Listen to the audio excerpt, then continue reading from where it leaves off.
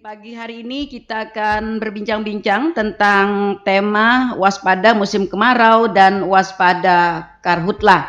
Saudara pendengar, beberapa waktu yang lalu kita juga sudah bersama-sama di dalam talkshow dengan tim karhutlah dari Kecamatan Bajuin, kemudian juga dengan Manggala Agni, ya.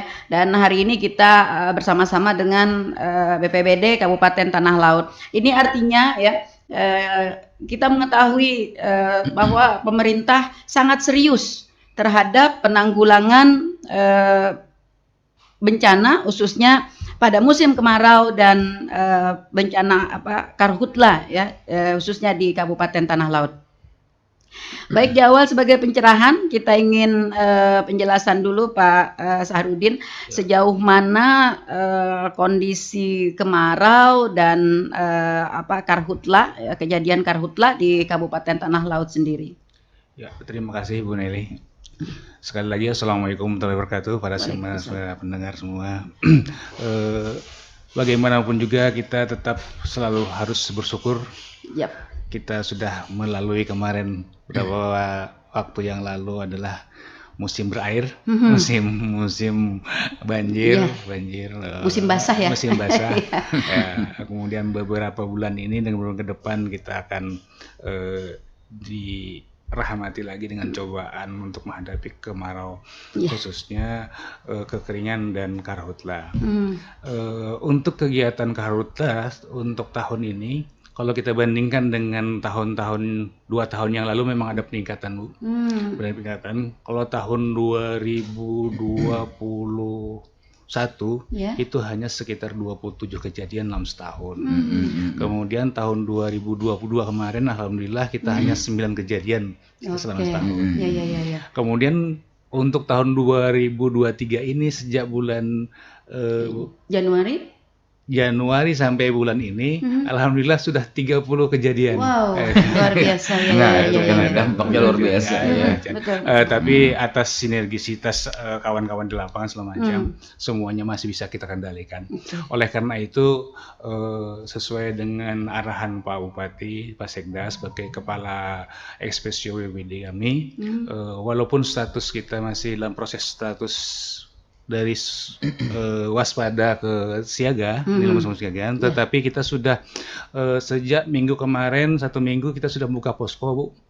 Posko gabungan cikal bakar, nanti kalau ternyata ada peningkatan yang hotspot atau harus di penanganan, kita siap lebih dulu.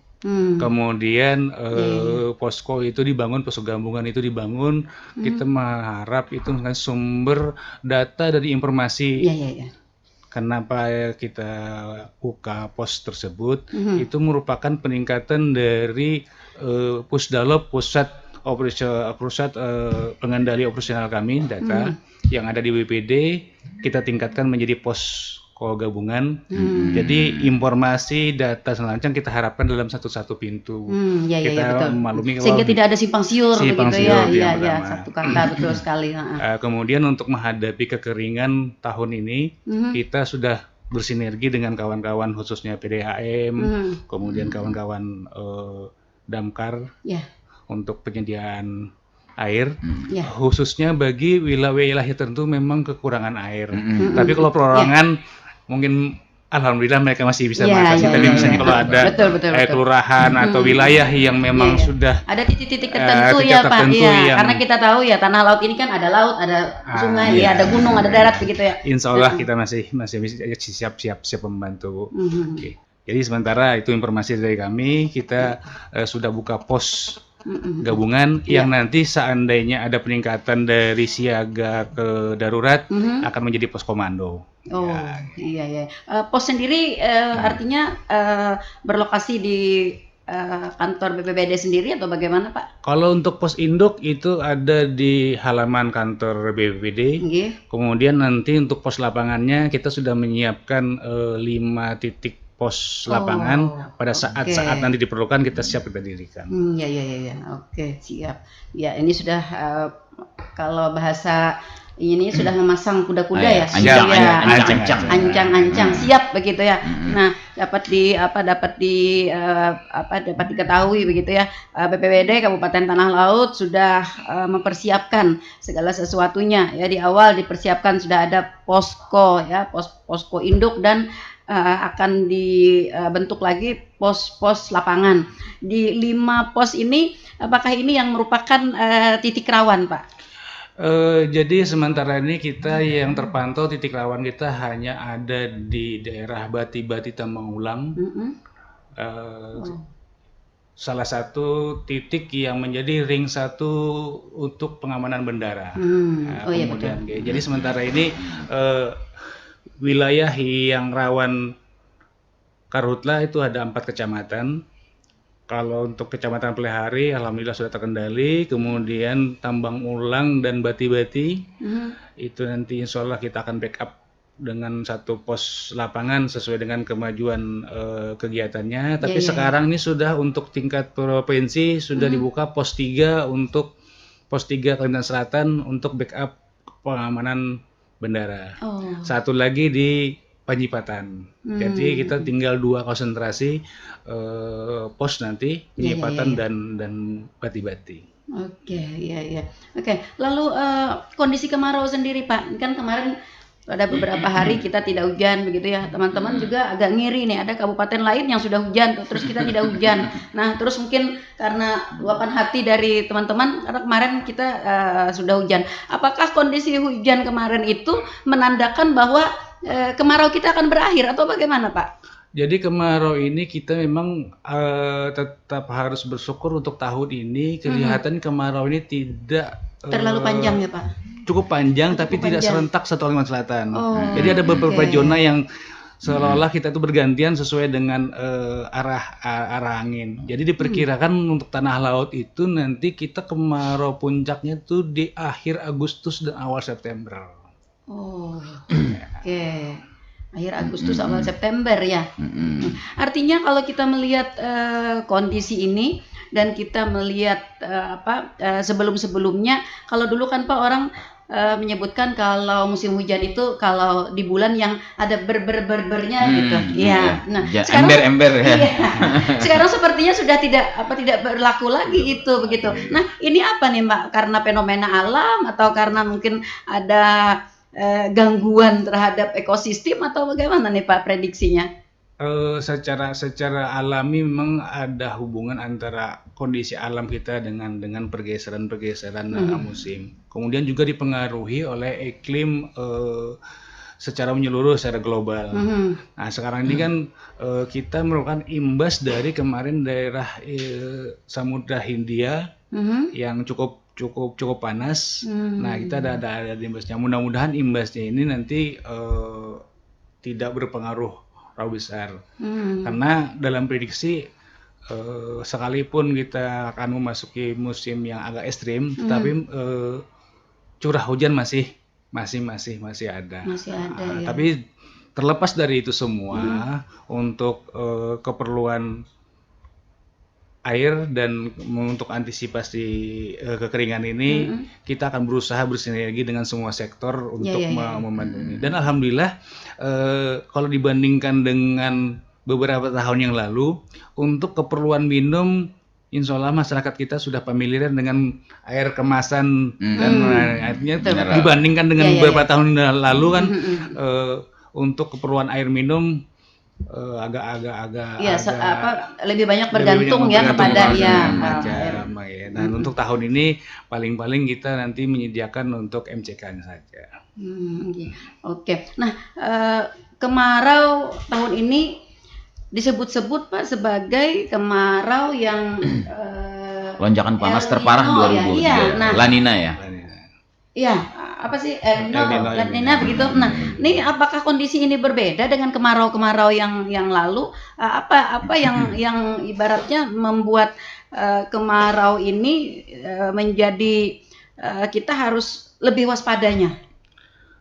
Jadi perbedaannya memang selain titik panas kita lebih tinggi karena pada iklim masa-masa sekarang ini, kenapa iklim naik? Karena jarak kita dengan matahari itu jarak terdekat.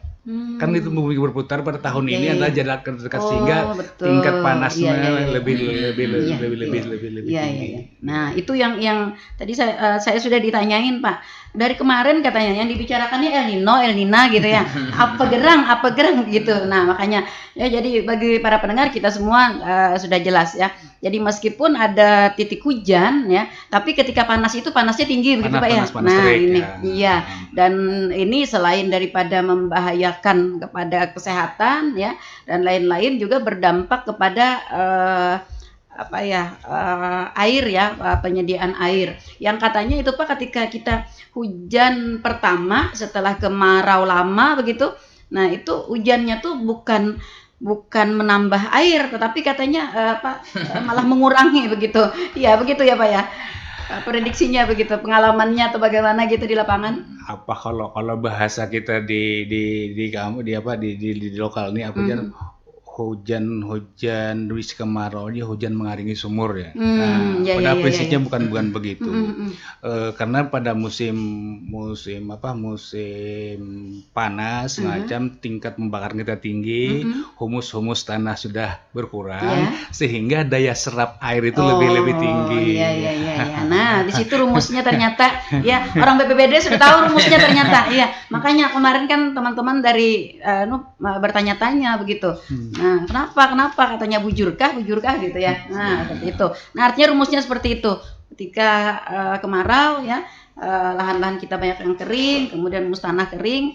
Nah, kemudian datang hujan, ini basah sehingga daya serapnya lebih tinggi. Iya, betul sekali. Jadi masuk ya dalam rumusnya.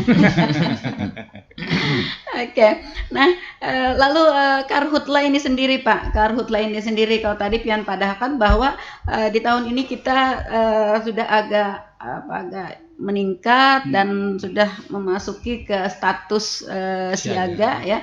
Padahal ini kan kita baru di pertengahan tahun Pak ya.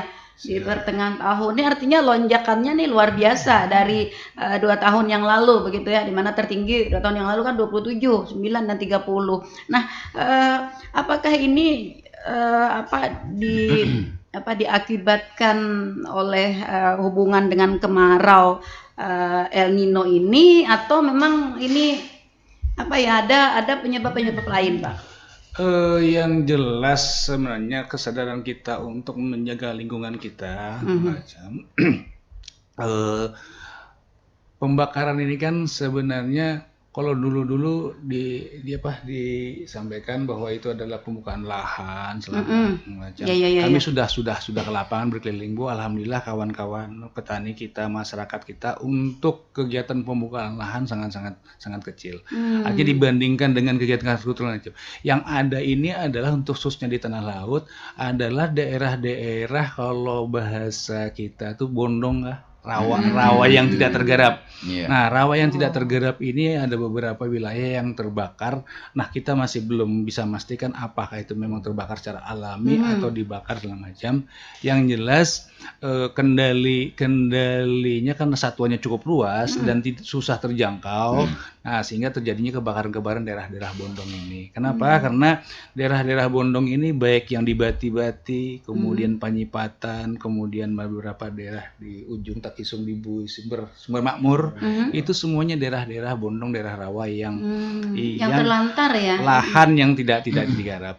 Kalaupun misalnya petani atau masyarakat kita yang menggarap pembakaran segala macam, sudah kita cek di lapangan. Kegiatannya masih walaupun ada beberapa titik tapi masih sudah berskala kecil dan ya. terkendali. Iya, dibanding dengan tahun-tahun kemarin artinya nih kesadaran para pembuka lahan kita sudah cukup baik ya, sudah cukup memahami begitu. Jadi ketika membuka lahan tidak lagi dengan cara dibakar. Kita termasuk Bu, ini kita bangga dengan daerah tanda kutip itu daerah produksi persawahan kan, Bumi Makmur dan Kurau ya. Sampai hari ini untuk titik apinya masih nol. Tidak ada hotspot Pak ya. Ya, hotspot kami sangat berterima kasih dengan pemangku wilayah, masyarakat di sana masih menjaga artinya untuk wilayah Bumi Makmur dan Kurau itu masih clean. Kalau dari BPBD sendiri Pak, kesiapsiagaan tim yang terhadap potensi titik-titik berpotensial kebakaran ini gimana Pak? Kita selalu memonitor, kemudian di lapangan dengan kawan-kawan Manggala Agni, kita sudah membentuk 6 tim penanganan. Setiap harinya 1 tim untuk piket, kemudian 3 tim yang standby bersiaga, kemudian karena mereka manusiawi macam dari 4 tim itu kita beri jeda 1 tim untuk off istirahat. Betul. Iya. Jadi kita setiap hari itu ada 16 orang yang bersiaga di lapangan. Luar biasa. Jadi sudah membentuk posko, tadi sudah buka posko, kemudian juga sudah membentuk tim. Nah, ini sudah luar biasa nih kuda-kudanya. Artinya tinggal loncat nih. Tinggal loncat. Oke, saya ke Pak Bakti. Pak Bakti, kalau melihat tadi tingginya kondisi karhutla ya di Kabupaten Tanah Laut sampai dengan bulan ini sudah mencapai 30 kejadian. Nah, bagaimana Pak upaya pencegahan kita terhadap terjadinya karhutla ini, selain dari tadi kalau kesadaran dari para petani kan sudah cukup baik nih ya. Nah, tapi tetap tinggi nih ternyata kejadian karhutla kita ya. Makasih Ibu. Untuk pencegahan, memang secara normatif Bu ada memberikan himbauan kepada seluruh lapisan masyarakat bahwa untuk antisipasi potensi musim kemarau panjang di tahun 2023 ini, yaitu kebakaran hutan lahan maupun ada potensi kebakaran pemukiman, itu untuk di BPBD sendiri kami melakukan himbauan peringatan itu melalui media Instagram Ibu. Iya. Kita ada media Instagram BPBD_Tala. Di situ kita memberikan himbauan kepada semua lapisan masyarakat. Artinya ketika menghadapi musim kemarau ini untuk menghindari tindakan melakukan pembakaran, baik itu membakar sampah maupun pembakaran lahan, seperti itu Ibu. Oke. Lalu pada titik-titik yang menjadi titik yang dianggap rawan, mungkin berdasarkan data atau berdasarkan kejadian tahun-tahun yang lalu. Nah, bagaimana upaya pencegahan kita di titik tersebut, selain daripada kita memberikan himbauan untuk kesiapsiagaan tadi? Selain himbauan melalui media sosial tadi Bu, kita alhamdulillah di Tanah Laut memiliki beberapa komunitas Bu relawan. Nah, mereka ini mempunyai peran yang tidak bisa yang signifikan Bapak. Jadi mereka memberikan informasi kepada BPBD bagaimana pemantauan kondisi titik-titik daerah rawan karhutla, seperti di daerah sekitar Pandahan yang Anggang, kemudian daerah sekitar Padang Bondong, di Tambang Ulang dan daerah Tanggul Bati-Bati. Itu alhamdulillah kawan-kawan komunitas relawan Bu yang memberikan informasi kepada BPBD dalam rangka pemantauan. Oke. Lalu Pak Sahrudin, kita tahu tentu personil dari BPBD ini sendiri kan sangat-sangat terbatas ya, sangat-sangat terbatas. Kemudian kita menyanding dengan jumlah kejadian yang cukup tinggi. Tentu BPBD pemerintah dalam hal ini BPBD tidak bisa bekerja sendiri begitu. Nah, apakah kita juga sudah ada mungkin membentuk meningkatkan partisipasi masyarakat dengan upaya apa? Jadi untuk penanganan di lapangan, karena karhutla ini merupakan agenda nasional. Selain BPBD, kemudian dibantu oleh tadi sebagaimana disampaikan oleh Pak Bakti adalah beberapa relawan komunitas kita cukup bersinergi dengan kawan-kawan Manggala Agni, kemudian TNI dan Polri. Jadi setiap kejadian, alhamdulillah, soalipun kita misalkan tim kita itu kan satu tim itu 4, kemudian saling backup kalau misalnya turun semua itu 16, kemudian ditambah kawan-kawan Manggala Agni, kemudian TNI, Polri dan masyarakat setempat, beberapa kejadian titik-titik giat penanganan, alhamdulillah semuanya masih bisa terkendali. Alhamdulillah. Kalau boleh tahu bocorannya, oh ya ada suara pendengar. Baik, suara pendengar, selamat pagi. Waalaikumsalam warahmatullahi wabarakatuh. Bu Arma, Bunda. Oke, Bu Arma. Bu Ari, kada monitor aja Bunda, tapi yang takut apa juga yang ditakutkan gitu nah. Kayaknya bagus-bagus aja kayak gitu. Jadi kada takut, kayaknya cocok aja kayak gitu. Oke, nggih. Karing kada udah pian? Bukan belum pang udah amuan pada kering lagi. Oh, gitu kah. Berarti perumahan masih banyu lah. Ya, masalahnya rumahnya para kumaan Bunda. Oh, iya pas. Nah, tapi pumaannya karing, emang sumur kan kada. Oke, iya. Kalau pumaan karing Bunda Nah, iya. Ini loh, apakah bujur kalau karena apa tuh orang kabut nih karena habis panas terus hujan kan gitu kan Bunda. Nah, ulun kan PP tiap hari kan kebati-bati nih. Oh, tadi pagi tuh Bunda tebal banget kabutnya. Oh, begitu. Itu loh. Oh, tadi pagi tuh, tapi kan pagi jam 7, setengah 7 tuh kan berangkat kan. Tadi tebal banget ya, tapi ya kata sopir tadi coba lihat Bu, matahari aja sampai sada nembus kayak itu. Di jalan apa tebal banget Bunda di sepanjang tadi tuh. Hari ini bati-bati lah. Iya. Oh, ternyata iya. Ini tadi maaf baru numpat Bapak di sosial di Banjarbaru pang tadi tuh. Jadi Bapak tuh tadi karena ada matahari aja tembus Bu, coba terlalu tebal dan kabutnya kayak itu. Apakah dikarenakan habis panas terus hujan tuh lalu tebal banget kabutnya tuh, apakah karena itu ya Bu? Iya. Atau ada penyebab lain gitu ya. Nah, itu Bunda. Iya, betul. Mudahan tapi itu kan kabut tuh kalau kada pagi kan nggak ada juga Bunda lah. Iya. Pagi-pagi itu pasti itu. Tapi menjaga jarak pandang Bu. Beberapa hari ini memang sering Bu Bunda, tapi masalahnya tiap harinya kebati-bati nih. Oh, iya. Jarak pandang kayak apa Bu? Jarak pandang dekat ya? Nah, jarak pandang kayaknya 100 meter tuh sudah mau kelihatan mau apa lampu motor itu mobil. Oke. Sekitar 100 meter gitu Iya, cukup membahayakan ternyata ya. Sampai ulun aja rasa takutan juga tadi tuh Bunda.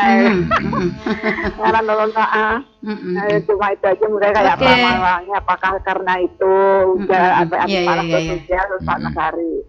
Cuma itu aja Bunda. Salam sehat semua Mas Iwan, Bunda Nali, salam bapak-bapak. Semangat terus. Ya. Terima kasih banyak. Assalamualaikum. Waalaikumsalam warahmatullahi wabarakatuh. Nah, ternyata sudah kabut Pak. Saya belum ngeh ke sana karena belum ada bepergian pagi-pagi sekali. Nah, ini juga kondisi ini sangat cukup membahayakan Pak, cukup membahayakan bagi pengendara jalan darat, dan juga ini mungkin berdampak pada penerbangan kan ada biasanya pesawat yang pagi-pagi sekali begitu ya. Bagaimana Pak kondisi ini Pak, apakah memang benar karena hujan panas kemudian atau ada penyebab lain? Jadi begini Bu, dengan tingkat kebakaran kita kan asap ini kan begitu terbakar ada naik ke permukaan atmosfer kita. Nah, pada saat misalkan kita panas kemudian tiba-tiba hujan, kemudian kelembapan kita turun, maka dengan tercampurnya embun tadi, asap itu akan turun bersesuai dengan gravitasi bumi, sehingga dengan kondisi perubahan tadi dari segi panas ke dingin, maka akan turun bagi. Oleh karena itu memang pengaruh kan habis hujan secara bahasa alam kita seperti itu, tapi pada prinsipnya karena kelembapan dari turun, itu tingginya kelembapan, maka titik asap yang terbakar tadi turun. Nah, kita tetap berusaha. Oleh karena itu untuk karhutla ini, dan kalau karhutla ini kan sekarang berubah jadi bencana kabut asap Bu bahasanya Bu. Bencana kabut asap. Yang penyebabnya adalah karhutla. Yang penyebabnya itu karhutla, tapi dampaknya adalah bencana kabut asap. Nah, kita saling bersinergi dengan antar kabupaten lain. Kalaupun misalkan kabupaten lain tidak ada karhutla, kita ada, ini akan memacu secara keseluruhan terdampak juga kabut asap di lain. Nah, sama dengan kita, sekalipun kita bisa menekan tingkat karhutla kita, tapi kalau misalnya tetangga kita ada kita jadi maka bawaan kita ya, terdampak kiriman. dengan Iya, kabut iya. asap. Oleh karena itu secara nasional program karhutla ini menyeluruh. Oleh karena itu sekarang ini secara tingkat provinsi sudah membangun pos lapangan. Kalau bahasa pos pendukung itu pos 3, Pak. Kita pos 3 ada di Bati-Bati, itu yang di backup oleh provinsi untuk mengatasi kabut asap, khususnya untuk keamanan berlalu lintas dan keamanan di udara. Bati-Bati memang langganan, Bu ya. Memang kalau dari BPBD sendiri ada titik hotspot, Pak, untuk ke Bati-Bati beberapa hari terakhir ini? Untuk beberapa hari terakhir ini, alhamdulillah 3 hari terakhir ini tidak ada. Nah, tapi mungkin endapan embun endapan asap yang sudah terjadi itu dengan perubahan kelembapan ini akan turun. Nah, kebetulan daerah Gunung Raja, kemudian Bati-Bati, Gunung Raya itu kan daerahnya setelah Gunung Raja, kalau dari tanah laut ini kan lebih lembahnya lebih berlembah, lebih turun. Nah, kemudian ada saluran air dan bondong-bondong yang dalam kondisi panas itu kemudian uap air, sehingga kelembapan di sana memang tinggi, sehingga mohon juga perhatian kita sama-sama untuk pengguna jalan pada saat pagi-pagi gitu, kita lebih agak ekstra berhati-hati. Iya, betul. Oke, kita ke suara pendengar. Halo, selamat pagi. Assalamualaikum. Waalaikumsalam warahmatullahi wabarakatuh. Kopi mana kopi? Assalamualaikum, Mas Irwan yang Siap. cakep. Amin. Pak Sarudin. Waalaikumsalam, Pak. Apa kabar, Pak? Waalaikumsalam. Arianto, Pak. Ya, ulun cakep jawab, Pak ya. Iya. Ini Pak Iwan aja pernah cakep. Iya, Pak Sarudinnya awet muda, Ben. Nah, udah yang berdua ya. Kan kedahulunya. Iya. Apalagi bawa prot ya lah. Jadi terkait ini, Pak, terkait karhutla nih. Ulun ini bingung sampai saat ini, membedakan nih. Kalau misalnya ada kebakaran itu, kita tuh kemana nyamannya tuh, ke BPBD kah, ke Damkar kah, atau ke kemana gitu loh, Pak. Yang kedua masalah ini, Pak, masalah orang Rancak tuh kan membakar lahan itu kan bekas tanam itu, Pak, kan panen habis itu.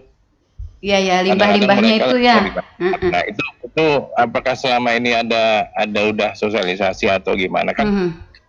Kalau ulun di daerah Bati-Bati, di daerah Pura, di daerah sana lah, seperti yang disampaikan Bu Arma, asap itu. Jadi mungkin ada indikasi masih membakar. Iya.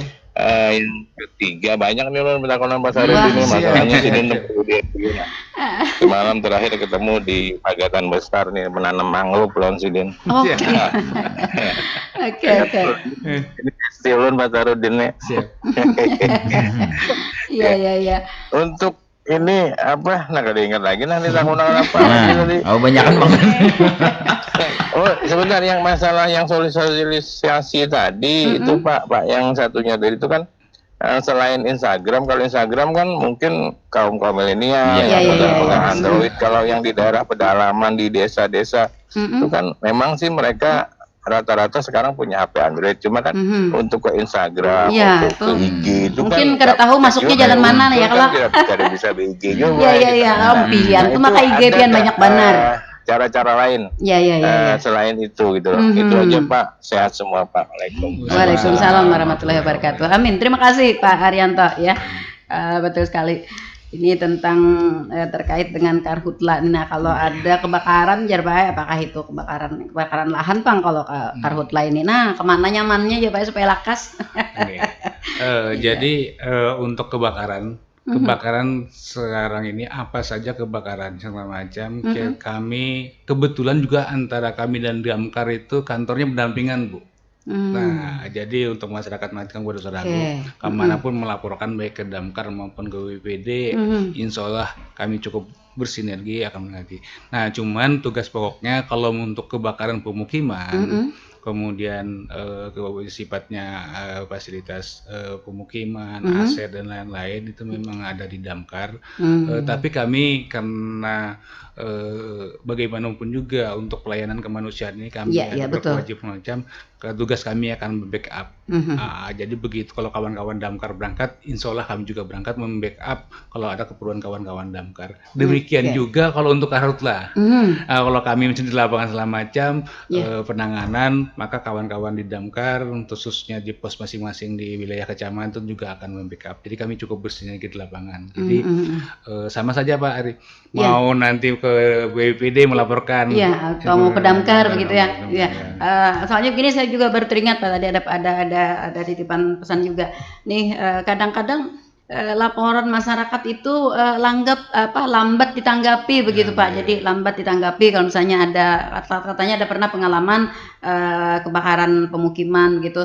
Jadi lapor gitu, cuman sempat habis gitu ya. Nah itu ini sebenarnya ada prosedur, ada SOP atau kenapa yang menyebabkan ini Pak?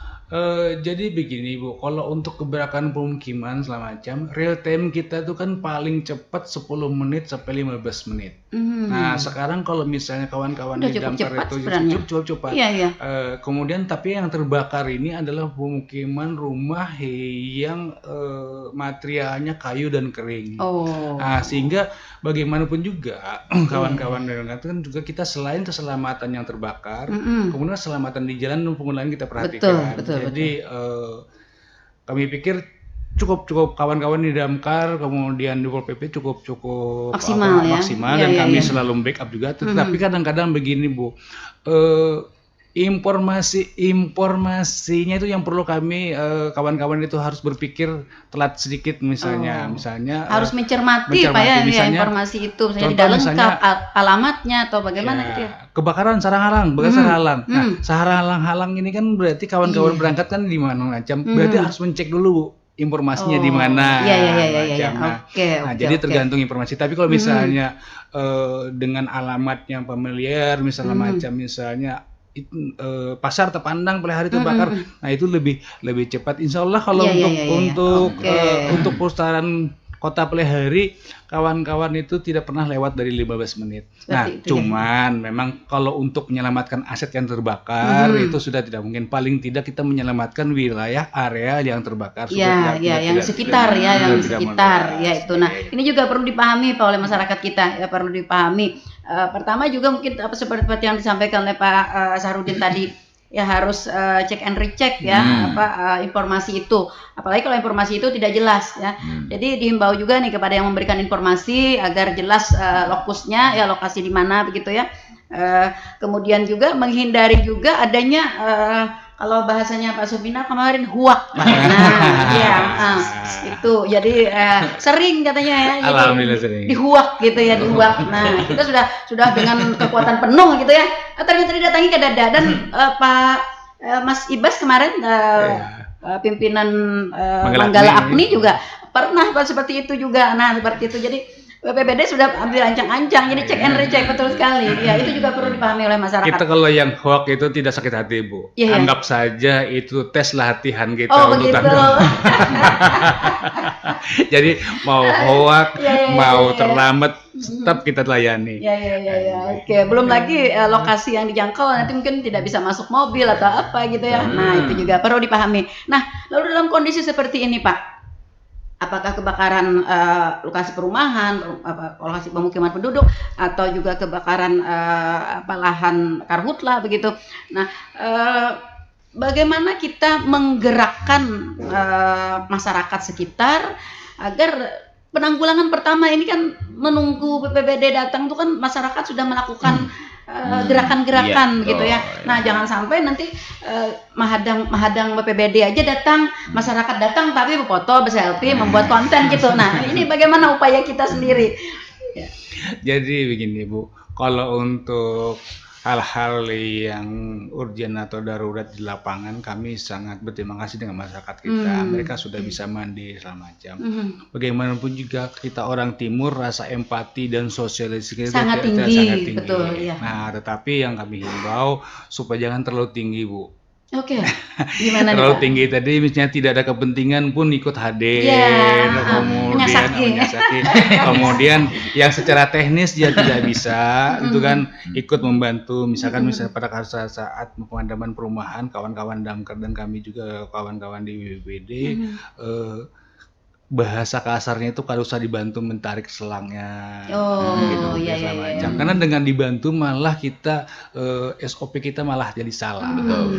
Nah, Begitu, cuman iya, mohon iya. bantuan juga, misalnya tidak memadati jalan, macam. Nah, kadang kan, nah ini yang saya sampaikan. Iya, iya, Kita iya, terima kasih dengan empati dan semangatnya tingginya tinggi, itu, iya, iya. tapi bagi kawan-kawan yang memang tidak mumpuni skillnya sampai sana dan tidak mengerti itu, lebih baik menahan diri, Bu. Oke, seperti itu ya. Memang niatnya membantu, Pak ya, niatnya membantu, tapi ternyata kan malah menghambat begitu ya, menghambat. Karena ada teknik dan skillnya, Bu. Iya. Memegang Begitu. selang-selang ini ya. Bukan dipegang biasa-biasa aja gitu lah. Begitu. Iya. Harus ada teknik-teknik tertentu ya, seperti itu. Nah, lalu masyarakat bisa berpartisipasinya nih kalau misalnya terjadi kebakaran lahan misalnya ya Pak ya. Nah, anggaplah tadi seperti yang disampaikan oleh Pak Haryanto tadi nih, ini lahan yang sudah habis dipanen begitu ya, habis itu paskanya itu dibakar begitu ya, kayak sampah misalnya anggaplah Jagung biasanya juga. jagung, Dibakar. padi atau apa begitu, nah dibakar. Nah, ternyata ini kan sudah mengkhawatirkan begitu. Nah, menunggu ini kan cepat nih Pak.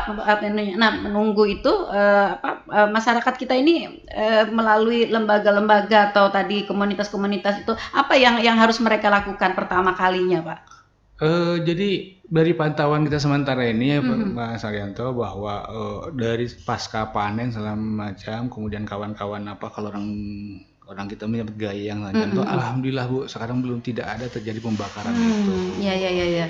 Nah, kemudian kalaupun misalnya ada masyarakat melihat titik api yang berpotensi itu menjadi membakar wilayah tertentu, kami harapkan pada saat masih apinya kecil, secara dini itu lebih baik dimatikan. Iya. Artinya kecuali misalkan memang sudah besar kemudian membahayakan lapangan, itu bisa dihindari, bisa menghukumi. Tapi alhamdulillah beberapa kejadian beberapa waktu ini, kalau yang masyarakat kita di desa kemudian di pertanian menemukan titik api yang masih kecil, mereka sudah familiar dengan itu. Kenapa? Karena mohon izin, kalau karhutla ini kan bahasanya kebakaran hutan dan lahan.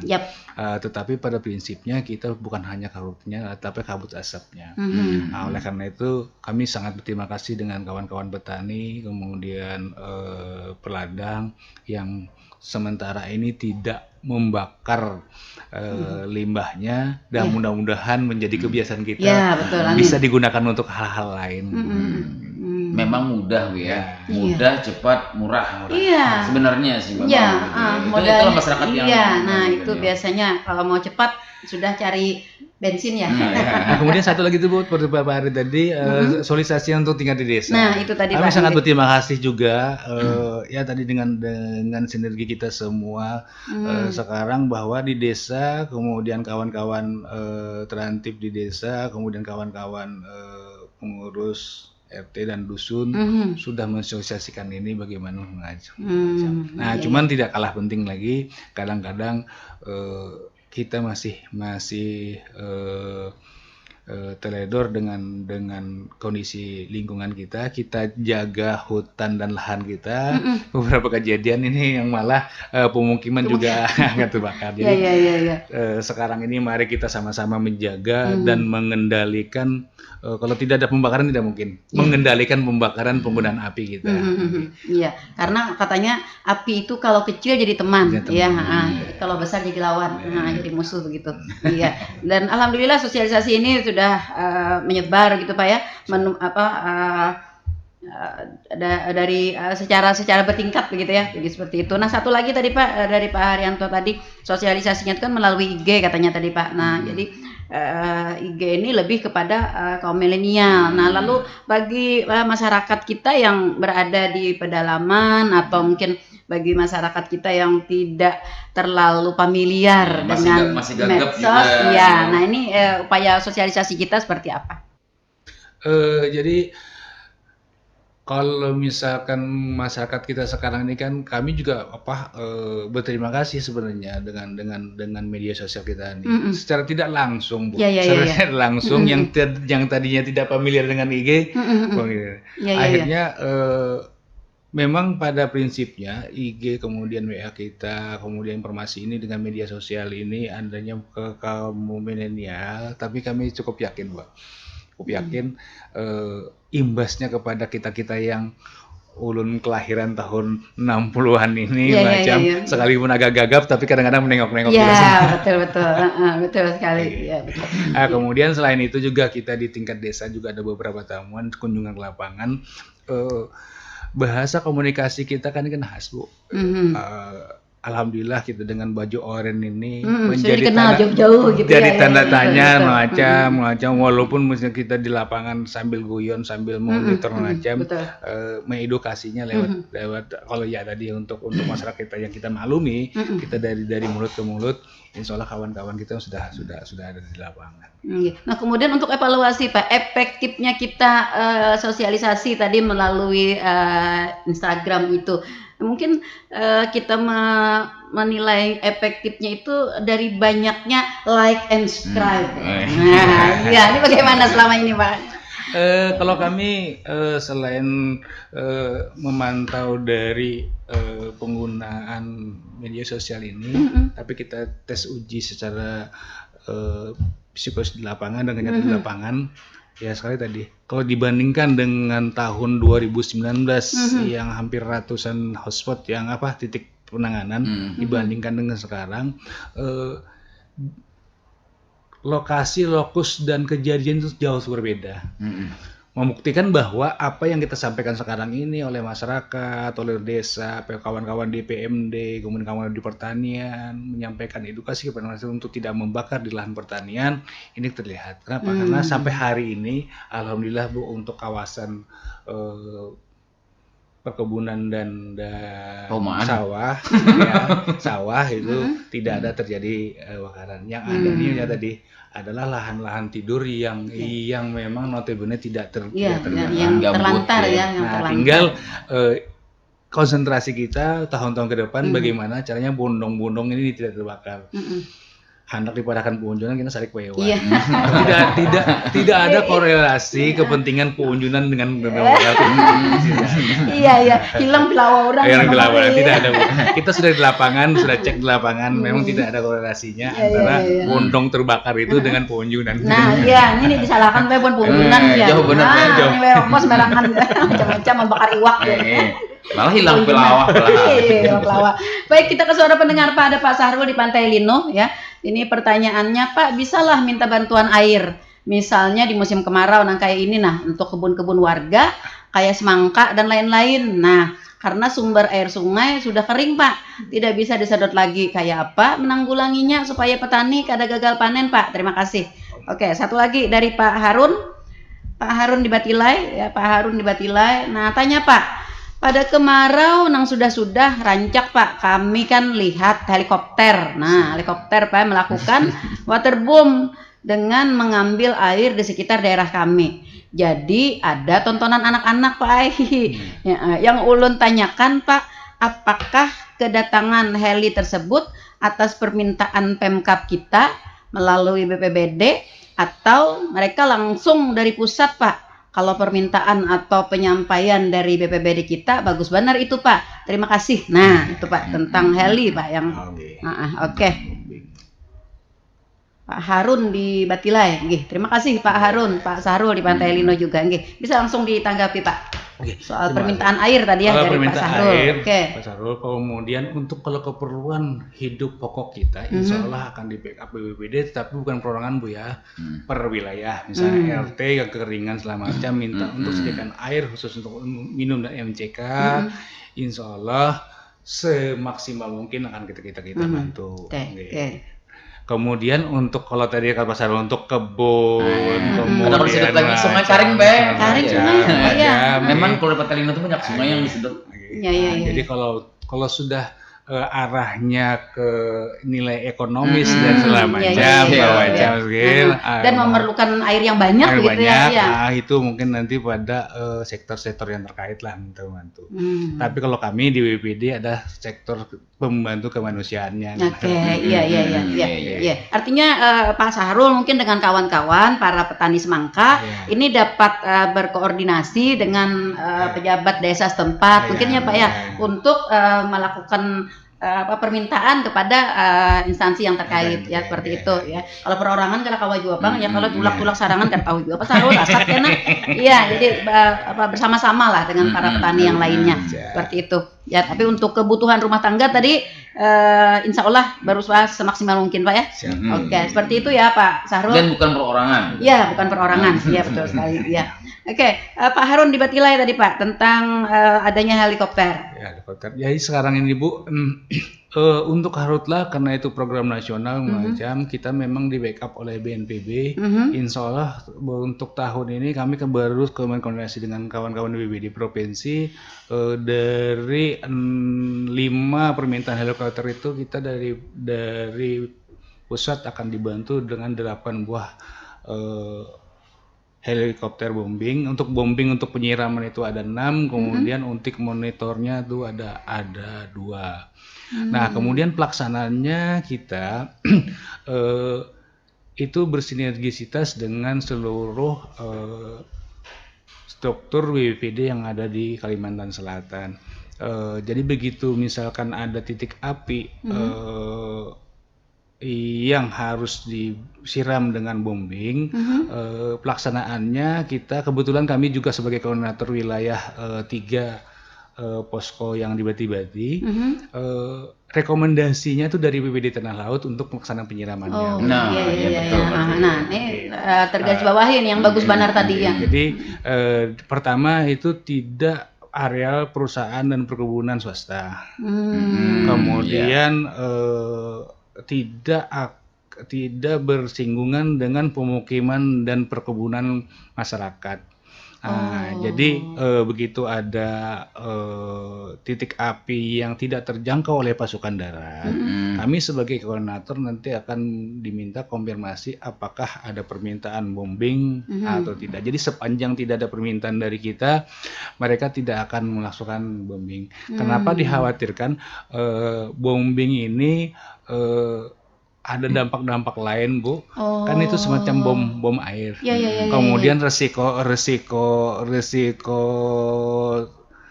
kejadian pelaksanaan juga ada di lapangan. Makanya kita tadi menjadi tontonan juga. Tontonan kita khawatirnya kalau misalkan bagaimanapun juga secara teknis SOP sudah diperhitungkan, tapi ada kemungkinan salah jatuh sasaran macam itu ada kemungkinan risiko. Jadi insya Allah dalam 1 minggu ke depan Bu, satu kemenangan untuk bombing dari BNPB insya Allah sudah bersiap di Bandara Samsudin Nor. Iya. Oke, Pak Harun ya itu ya Pak ya. Kalau Pak Harun mau berkenan ikut monitoring aja. Kamu cuma melihat gitu ya. Aku juga melihat ya, betul sekali. Ya, alhamdulillah ya apa yang tadi disampaikan. Mungkin tahun semalam mencibok ini udah sidin. Oh iya nih mengambilnya udah kami di sini. Ya kita sarankan agak hati-hati, jangan terlalu dekat dengan kegiatan tersebut karena bagaimanapun juga sekian ton air yang akan dibawa, kita khawatir kalau ada hal-hal yang tidak diinginkan. Seperti itu ya. Jadi indikatornya pernah kalau meminta permintaan heli terjun ini karena tidak bisa di pasukan darat Pak ya. Siap. Itu ya indikatornya ya. Pasukan darat dan juga dianalisa tidak membahayakan tadi ya, tidak berdekatan rumah penduduk tadi. Mengkhawatirkan salah siram. Salah siram. Oke. Iya. Ternyata tidak terasa ya waktu kita sudah hampir berakhir. Ada Tadi ada juga titipan sebentar, ada titipan pertanyaan juga Pak dari kawan-kawan yang tadi malam juga sudah membicarakan tentang dampak-dampak ini.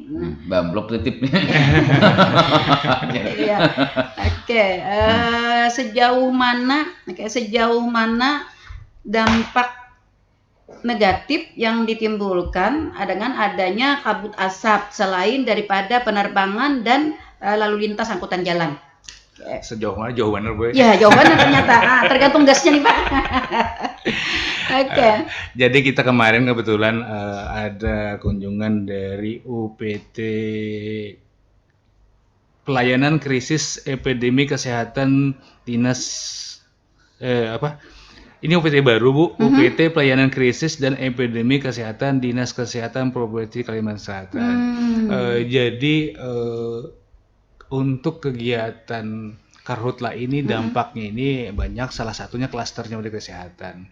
Kenapa? Dengan adanya kegiatan kabut asap ini segala macam, maka dari segi indikator kesehatan itu tingkat pengalami radang ISPA itu lebih tinggi. Oleh karena itu kawan-kawan kesehatan merupakan dampak lanjutan dari kegiatan kota. Jadi kabut asap ini selain mengganggu lalu lintas darat maupun udara, salah satunya juga tadi adalah mengganggu tingkat kesehatan masyarakat kita. Oleh karena itu kita sudah bersiap Bu, insya Allah kalaupun nanti misalkan kita mudah-mudahan kita tidak menginginkan. Kami sudah menyiapkan beberapa stok dari BNPB, itu masker pengaman kesehatan. Kemudian kami juga bersinergi dengan Dinas Kesehatan kemarin. Kita sudah menghitung berapa kemampuan kita kalau misalnya nanti ada diadakan gerakan kita kembali. Kalau kemarin kita masker karena COVID, nah kita sudah mengancang-ancang bahasanya itu kalau misalnya nanti kabut asap mau insya Allah masker. Ya, hanya saja ini mungkin dialokasikan pada titik-titik yang rawan ya, yang menjadi peta rawan gitu. Jangan-jangan nanti Iwan anak juga maskernya Pak. Ada pos di terakhir dari saya. Ada pos di depan BPBD tenda darurat. Apakah ini berhubungan dengan kemarau ini, Pak? Siap. Pos gabungan tenda, pos gabungan. Jadi kita ada kewajiban sebagai pelaksana, pengendali dan koordinator, bahkan sebagai komando kegiatan, kita sudah ancang-ancang Pak. Ancang-ancang siap-siap, walaupun sementara ini kita masih belum statusnya bukan darurat, tapi masih pos siaga gabungan. Jadi kami juga mengundang kawan-kawan semua yang kawan-kawan relawan, berempati dan macam, saling bahu-membahu, kita memberikan data, informasi macam. Yang sampaikan tadi bahwa pos kita itu adalah untuk pusat informasi dan data, sehingga tidak ada bias, tidak ada informasi bias lagi di sehingga tidak meresahkan ya Pak ya, tidak meresahkan. Karena masyarakat kalau melihat tenda darurat nih ada nih, kayak menakutkan gitu. Iya, ada apa ini? Ya, itu adalah salah satu bentuk kesiapsiagaan ya.